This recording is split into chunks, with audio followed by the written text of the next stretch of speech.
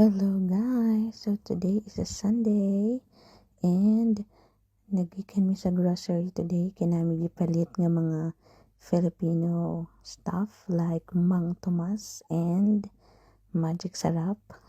So on our way home nakaagi mi aning isa ka park. So daghan kay mga park diri sa New Zealand, wherever you go, bawat subdivision yata or bawat village may mga park sila. So this is just one of those parks and this is called the Samwell Park.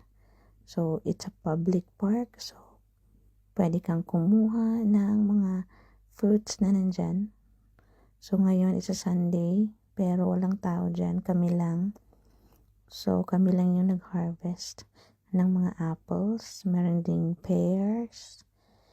Yan, so ang kaagaw lang namin dito sa apples ay yung mga bird. Yeah, medyo marami na nga yung nahuhulog sa baba. And it's all for free. So, ganyan tayo dito sa New Zealand. Parang nagsasawa na sila sa mga apples. So, hindi na nila pinapansin tong mga nandito sa park. Pero dahil Pinoy tayo, ano yung pwedeng ma-avail na free, we always have to try it. So, kumuha kami dyan ng konti lang naman, just enough for us. Medyo napuno lang yung bulsa ng pants ko. Yeah, para meron pang matira para sa mga birds. Yeah, this is a nice place. So again, this is Samwell Park in Pukekohe, Auckland, New Zealand.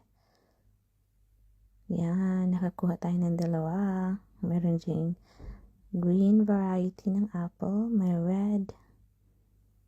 And this is how Samwell Park looks like.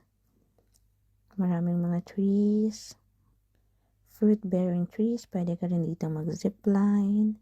Meron ding mga slides. And you can also have a barbecue party here. May toilets na napakalinis. So you can actually have fun here with your family. So that's it. Bye!